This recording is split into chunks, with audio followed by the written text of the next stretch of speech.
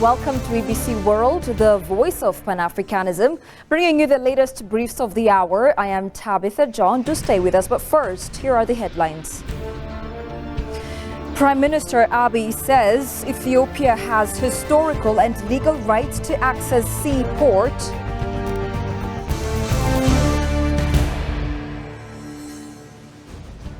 And International Monetary Fund officials urged members to step up funding for the institution.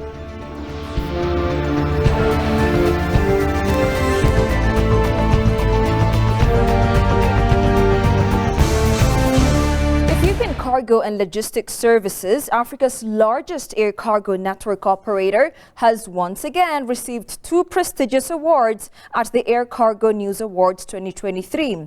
The ceremony took place at the Hilton Scion Park in London.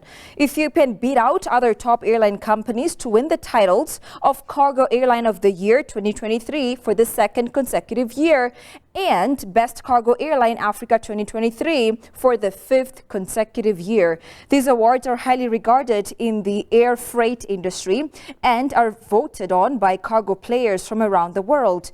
Ethiopian Airlines Group CEO Masfin Asso emphasized that ensuring customer satisfaction is a top priority for the airline. In 2023, Ethiopian and Ethiopian Cargo and Logistics Services have received several other notable awards, including the Sustainable Cargo Airline of the Year Africa at the 2023 Freight Week Sustainability Awards, Brand of the Year in Africa 2023 from Stat Trade Times, and Cargo Excellence Awards, just to mention a few. The airline has been a Star Alliance member since 2011 and has been registering more than threefold growth in the past 10 years.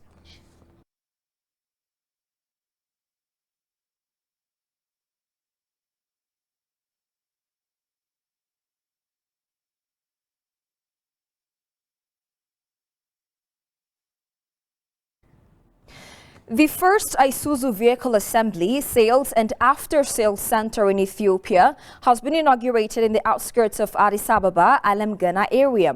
During the inaugural ceremony, Minister of Transport and Logistics, Alem Usime, emphasized on the importance of creating a globally competitive transport and logistics sector in order to establish more assembling plants like this. Mentioning that local products are preferable to safe foreign currency, the minister affirmed that his ministry will encourage and provide support to manufacturers of the sector. It is also stated that the opening of the Japan-made Isuzu vehicle assembly, sales and post-sales center will play a significant role in creating employment opportunities for citizens and supporting the national economic reform agenda. Gabra Mikael Girmay, executive officer of Kaki Motors Private Limited Company, said that the center will be very instrumental in replacing imported products with local products. The newly inaugurated center will assemble 2,500 trucks per year when it is operating at full capacity, it was noted.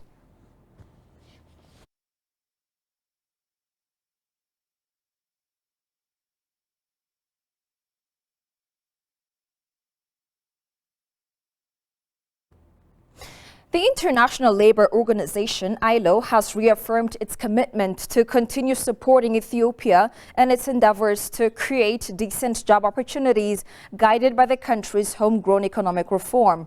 Talking to Ethiopia News Agency, ILO Country Office Director Alexio Musindo said that the organization has been implementing a 5-year decent work country programs to promote decent livelihoods.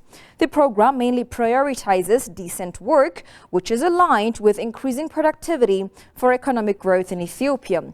A number of progressive things have been done in order to fulfill critical things about jobs, the country director said. ILO is currently focused on establishing a sector skills council, bringing together the private sector and institutions to address labor market demands. Their objectives include promoting occupational health and safety, combating forced labor and child labor, generating employment opportunities, and discussing minimum wages. Ethiopia aims to create 3 million jobs annually and a total of 14 million new jobs by 2025, with a long-term goal of 20 million new jobs by 2030.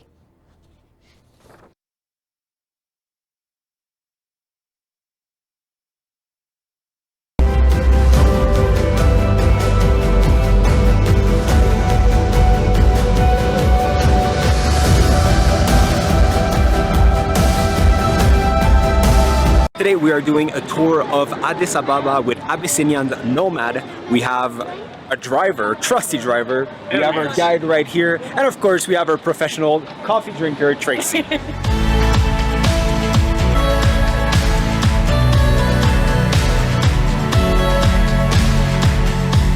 So right now we're doing a quick stop on Mount Antoto.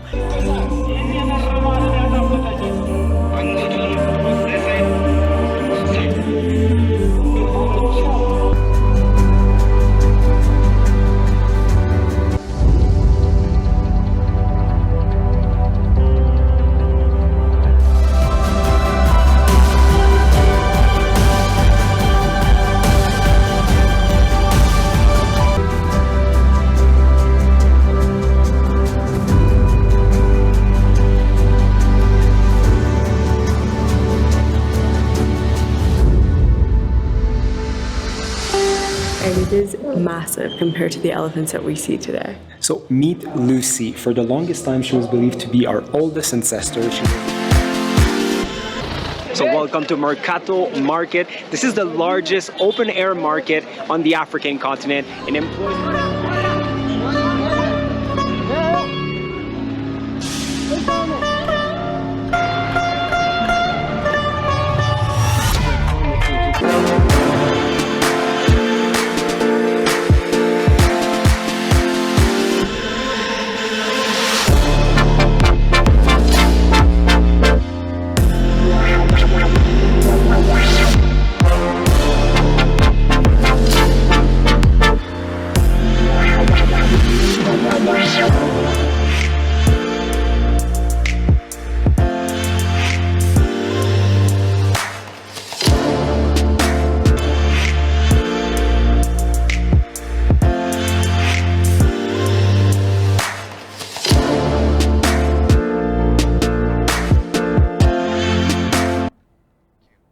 Welcome back. Moving on to news items selected for detailed analysis. Prime Minister Abiy Ahmed said that Ethiopia has historical and legal rights to access sea outlet.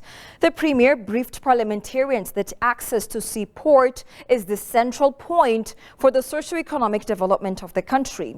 Ethiopia's quest for coastal access has hindered its socio-economic and political progress. With a population of over 120 million, the urgent need to find a new sea outlet has become a necessity, not a luxury. Abiy noted. Listen to this. Both the Red Sea and the Nile River determines Ethiopia's future development. As we have tabled the issue of the Nile, we can negotiate on the Red Sea too. As far as the negotiations won't deprive Ethiopia's national interest, and it does not hinder to access the sea outlets. The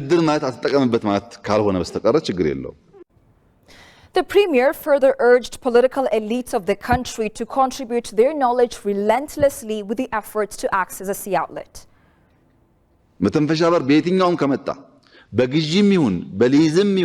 Accessing sea route is inevitable with thorough negotiation for Ethiopia with huge population in the East African region.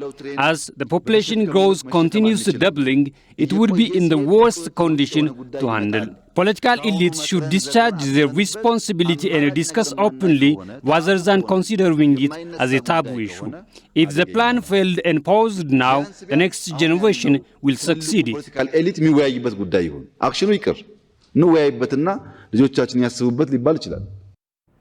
Having a direct coastal access will enable Ethiopia to promote regional stability and realize its goal to become a beacon of hope in the Eastern Africa region. And now finally, IMF member states have agreed to increase their contributions to the global lender and to give Africa a third seat on its executive board. Here is more from Africa News. Institutions so that they can better support governments in the fight against poverty and climate change. Also, we have come together on the importance of boosting inclusive and sustainable growth by advancing on our climate and digital agendas. We maintain strong support for efforts to address debt vulnerabilities. We celebrated the closure of the financing gap of the Poverty Reduction and Growth Trust to continue helping most vulnerable members.